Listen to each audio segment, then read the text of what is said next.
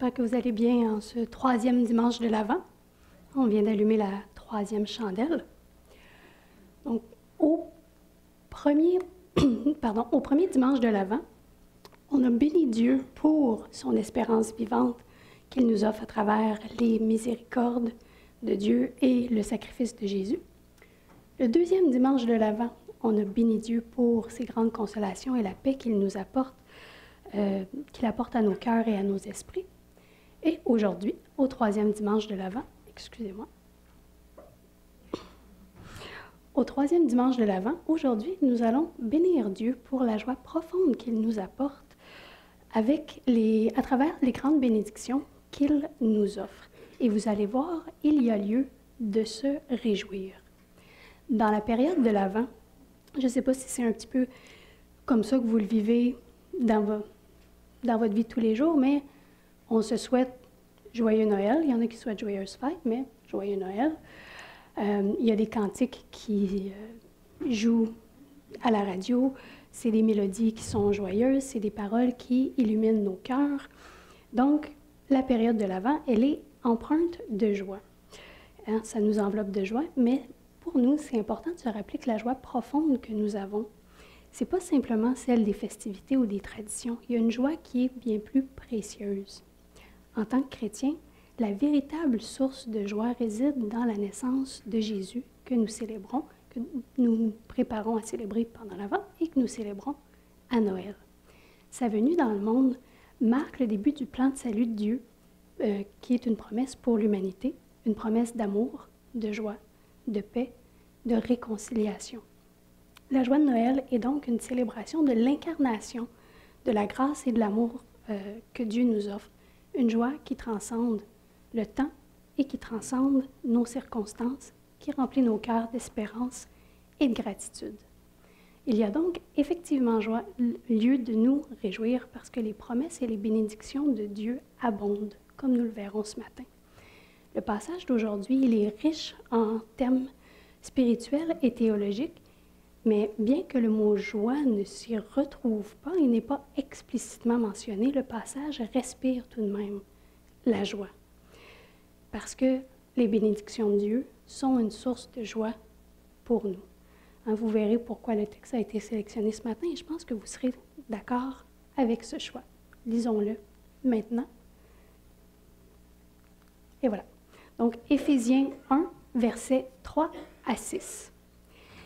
Béni soit le Dieu, Père de notre Seigneur Jésus-Christ, qui nous a bénis de toute bénédiction spirituelle dans les lieux célestes en Christ. En lui, Dieu nous a élus avant la fondation du monde pour que nous soyons saints et irréprochables devant lui. Il nous a prédestinés dans son amour à être ses enfants d'adoption par Jésus-Christ, selon le bon plaisir de sa volonté, pour célébrer la gloire de sa grâce dont il nous a favorisés dans le bien-aimé. Prions. Père, nous venons devant toi ce matin avec des cœurs remplis de gratitude et de joie, reconnaissant pour les nombreuses bénédictions que tu nous accordes en Jésus-Christ.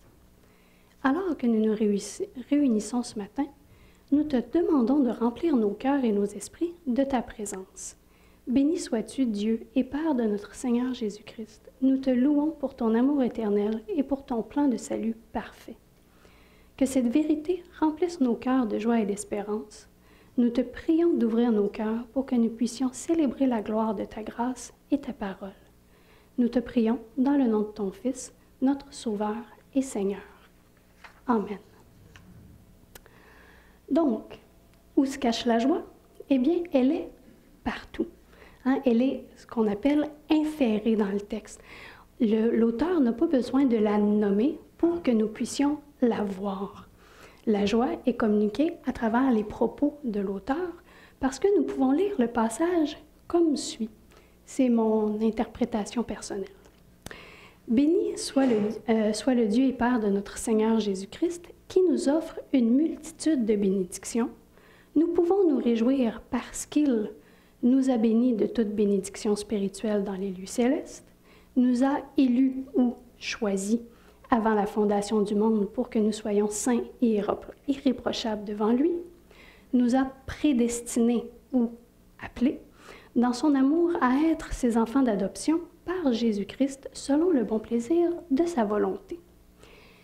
Donc, il y a lieu de nous réjouir parce que nous sommes bénis de toute bénédiction spirituelle, choisis avant la fondation du monde pour être saints et irréprochables, et nous sommes appelés à être ses enfants adoptés en Christ. Et pourquoi Dieu nous offre tant de bénédictions? Eh bien, la fin du passage nous le dit. C'est pour célébrer la gloire de sa grâce dont il nous a favorisés dans le bien-aimé. Et le bien-aimé, c'est bien sûr Jésus. En séparant ces bénédictions en 4 sections, nous pouvons mieux comprendre et apprécier l'ampleur de l'amour et de la grâce de Dieu pour nous. Chaque catégorie révèle un aspect particulier de notre relation avec Dieu en Jésus, nous offrant des raisons variées et profondes pour notre joie et notre louange, donc des raisons pour bénir Dieu. Au début de Éphésiens 3, il est mentionné « Béni soit Dieu » comme les 2 autres passages que nous avons vus dans les 2 dernières semaines. Et « béni » veut dire parler en bien, louer ou rendre honneur à. Donc, nous rendons honneur, nous louons, nous bénissons Dieu ce matin. Et Dieu est bien sûr le Père de Jésus qui nous est expliqué dans le passage au verset 3, mais si vous lisez le passage au verset 2, nous partageons le même Père. Ça dit que Dieu est le Père de tous les croyants. Donc, nous avons le même Père, nous sommes enfants de Dieu et co-héritiers avec Jésus. Ensuite, dans le passage, Paul affirme que Dieu qui doit être béni, nous a bénis le premier. Il nous bénit de bénédictions spirituelles dans les lieux célestes en Christ. Et cela signifie que les croyants bénéficient de toutes les bénédictions spirituelles ou richesses spirituelles que Dieu a à offrir. Toutes les bénédictions spirituelles que Dieu a à offrir. Et ces bénédictions sont disponibles grâce à notre union avec Christ. Et cela inclut toutes les dimensions de la vie spirituelle, la justification, la sanctification, l'adoption en tant qu'enfant de Dieu, l'accès à la vie éternelle, et ça inclut aussi les dons de l'Esprit Saint qui nous aident à vivre notre foi et à vivre une vie chrétienne épanouie, et ce, dès maintenant.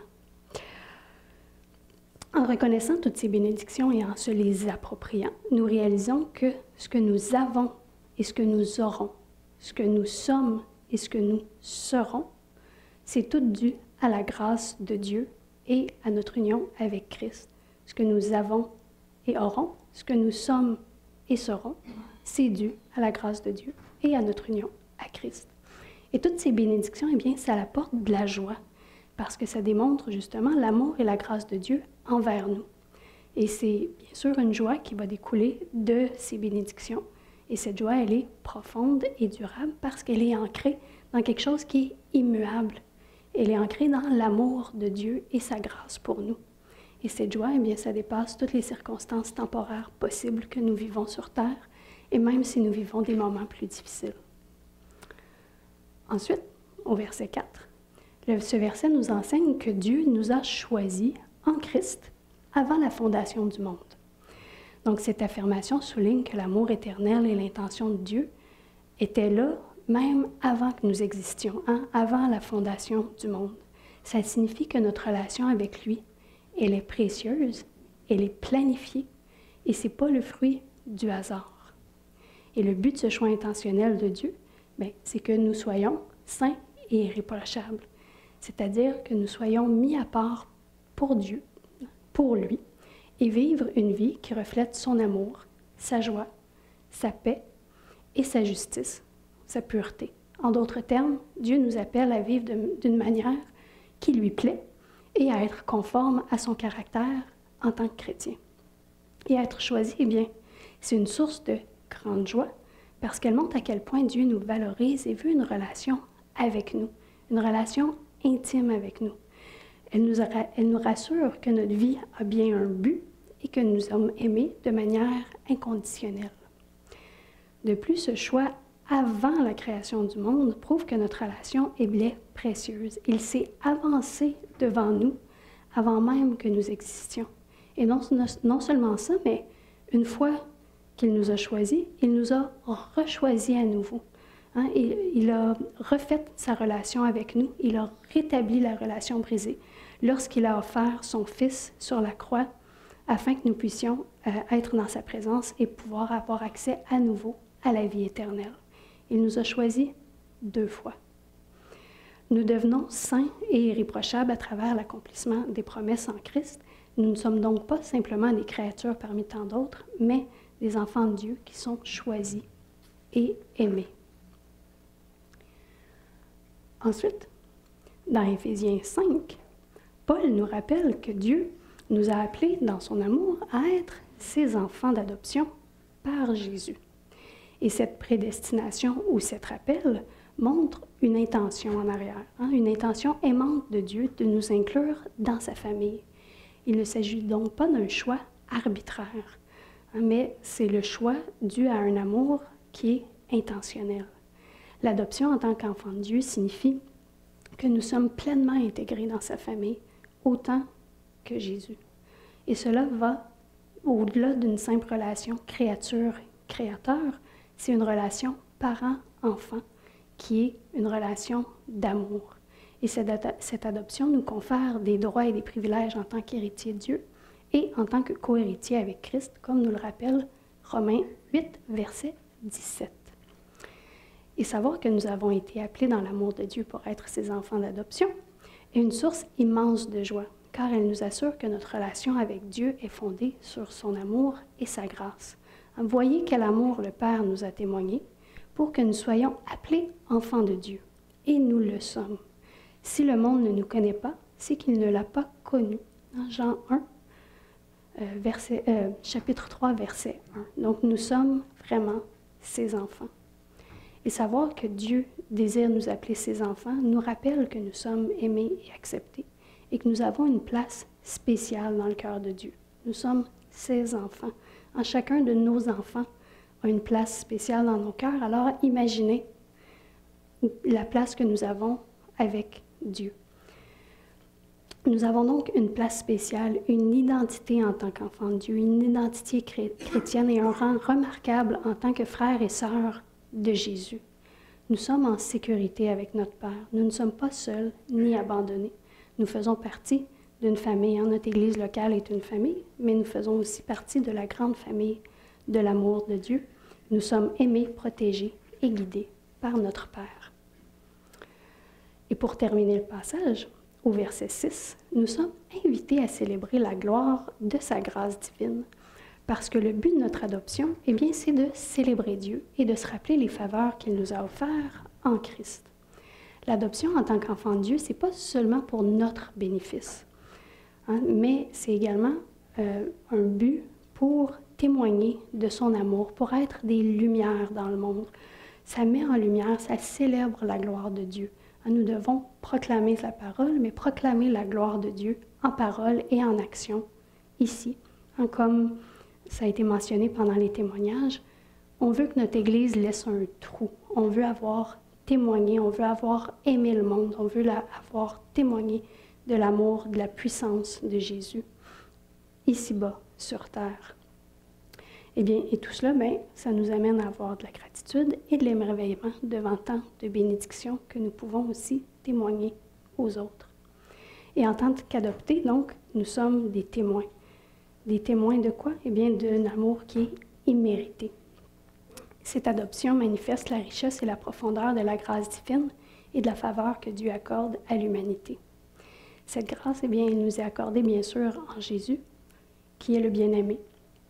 Et en Christ, nous recevons une grâce qui est surabondante, qui nous transforme et nous habilite à vivre une vie qui honore Dieu et qui nous donne accès aussi à la vie éternelle.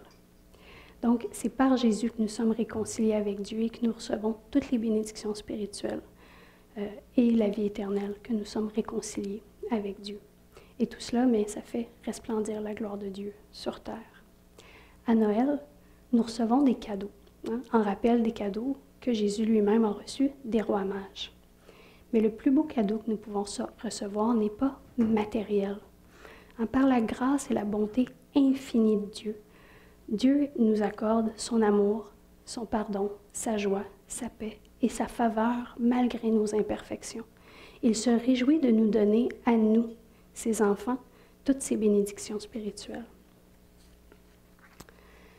Et comment lier le tout à Noël et à la saison de l'Avent, puisque nous lisons les passages avec des lunettes de l'Avent?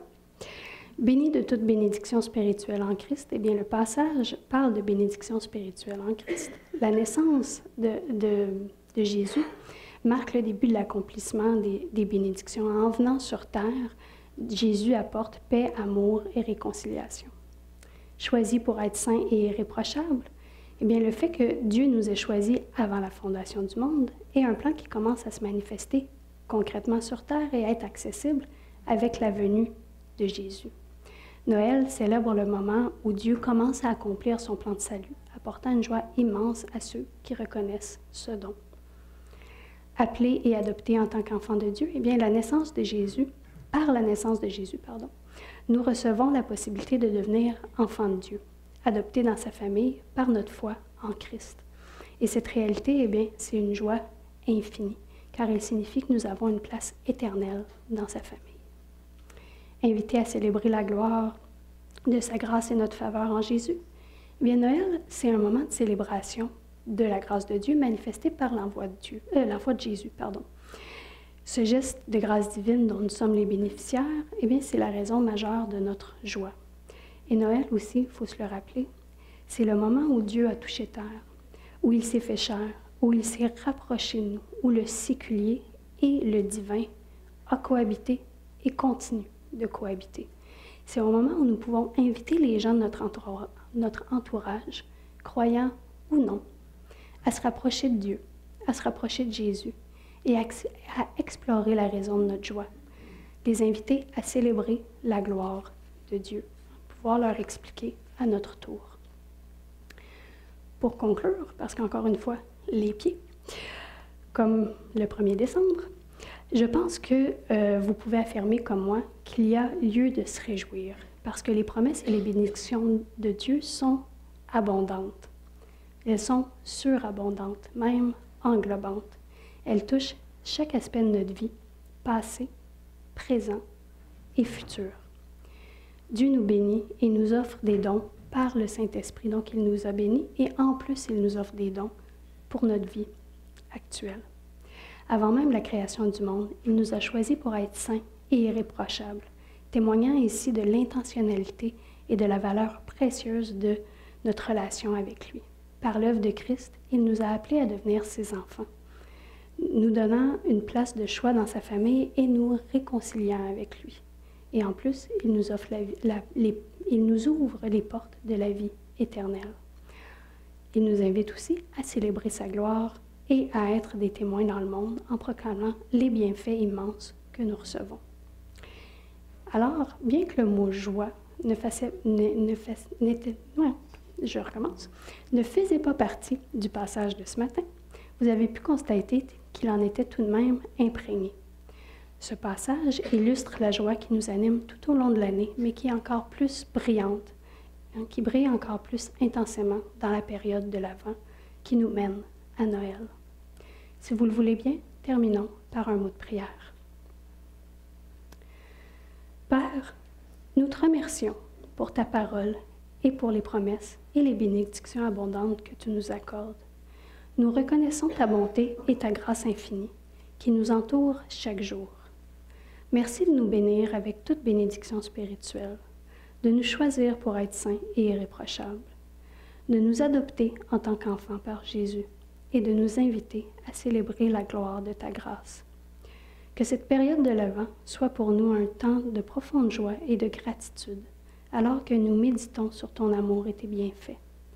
Aide-nous à vivre chaque jour dans cette joie et à la partager avec ceux qui nous entourent. Que notre vie soit un témoignage de ta grâce et de ton amour. Amen.